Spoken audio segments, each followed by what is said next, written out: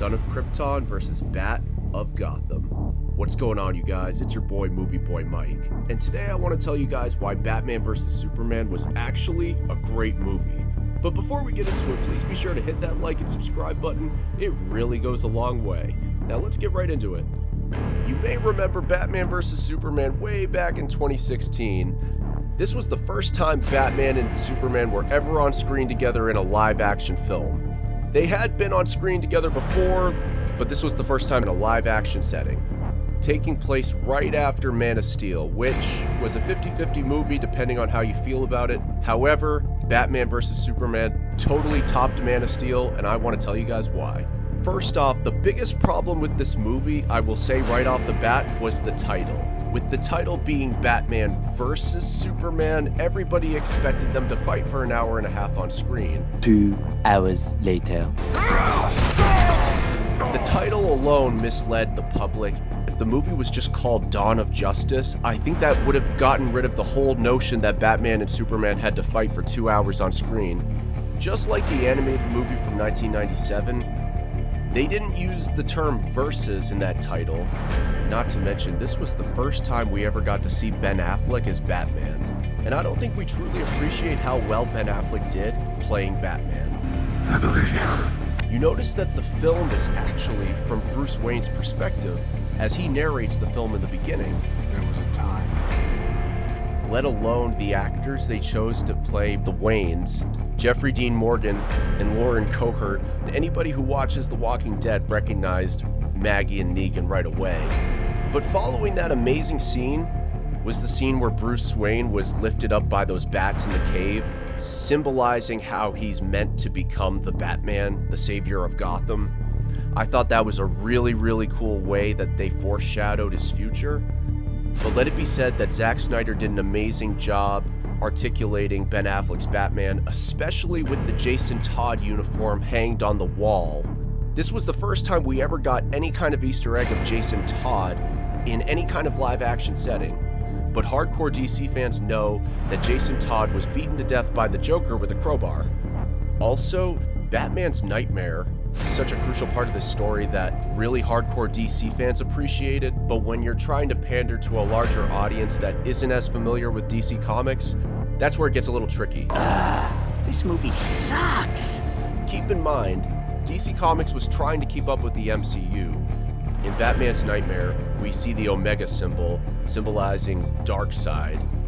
Not to mention we see the Insurgency Army, Superman's Insurgency Army from Injustice Gods Among Us. Not to mention all the other Easter eggs littered throughout this nightmare scene. But what's great about Zack Snyder's Batman vs. Superman is we really get to see how Bruce Wayne sees the world through his perspective. 20 years in Gotham, Alfred. How many good guys are left? We also get to see the world from Superman's perspective, as the way these two do justice is so different. The biggest thing was the Bat brand. Clark Kent got concerned about Batman's rule over Gotham when prisoners were getting sentenced to death every time they were marked with the Bat brand, which in many ways is a sentence to death in prison. Superman is trying to spread awareness about what Batman is doing to the people of Gotham, but instead he gets told, but he cares about Clark Kent taking on the Batman. We get to see the highly politicized world that Batman and Superman live in. Zack Snyder did an amazing job of putting Superman into the world as we know it, which is highly political. On this earth, every act is a political act. Zack Snyder added a whole layer of realism to it. He went as far as to get Neil deGrasse Tyson and Anderson Cooper to feature in the film. In addition to that, we got a hybrid mix of Nancy Pelosi and Mitch McConnell. And then we have the fight, which was an amazing fight, I gotta say. Maybe it was a little shorter than we all hoped, but this was a pretty good fight, and I think that the way the fight ended was actually really clever. Now look, I understand the Martha thing is a little bit cringe, but to be honest with you, I think that this scene was actually very clever. Think about it, both Batman and Superman have a mother named Martha. You cannot tell me that that doesn't link directly to their humanity. Whenever you talk about anybody's mother, that's a soft spot.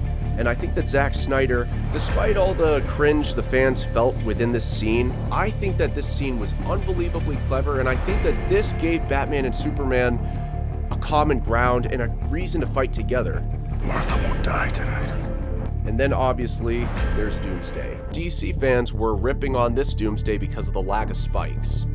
And I understand, when you play Injustice and you see all the spikes on Doomsday in that game, and then you see him in the first live-action movie he's in, essentially, besides Smallville, it's a little disappointing. But with that said, I still think it's incredible that Zack Snyder was able to make a story where he squeezed Wonder Woman, Superman, and Batman all cleverly in the plot. I'm not gonna lie, the screenplay that Zack Snyder did for this film was great. I love it. A lot of fans in the beginning originally thought that this wasn't Lex Luthor, that this was Alexander Luthor, his son, but he played a very young and frankly a little bit of a jittery Lex Luthor, which I personally enjoyed, but for a lot of hardcore DC fans, he came off too much like the Riddler. Considering that the audience went into the movie theater wanting to watch Batman and Superman fight, it completely threw the fans off to see Superman die at the end at the hands of Doomsday, let alone everybody assumed it would be at the hands of Batman. It goes back to what we said in the beginning, how the big mistitle of this movie completely threw the audience off. If anything, this should have been called The Death of Superman. Forget Dawn of Justice. Just call this The Death of Superman. And then with that said, the same way that Batman narrates the film in the beginning, he concludes the film in the end. And I have to admit, I think that Batman left the film on a very positive and high note. And then fast forward Easter eggs to Justice League. And Darkseid is coming. But of course, before we get to see Darkseid on screen, we have to get the terrible cut of Justice League. Before we can get the director's cut, the Zack Snyder Justice League that we all know and love. Anything else you guys think that they should have added in this film, let me know in the comment section. I still think Batman vs. Superman is one of the greatest DC movies ever made. As much as that might be a stretch, it is one of my favorites, and I think the fans will give this film the rating it deserves. When The Wizard of Oz first came out, one of the first movies in color to come out, it got terrible box office reviews, but it was only later in the 60s, 70s, 80s, you name it, when they started playing The Wizard of Oz on rerun, when people ended up giving it the rating it deserved. And that's what I think will end up happening with Batman v Superman. Anyways, that'll be all for today, folks. Thank you guys so much for watching this video. If you guys like what you see, hit that like and subscribe button for more, and I will catch you next time.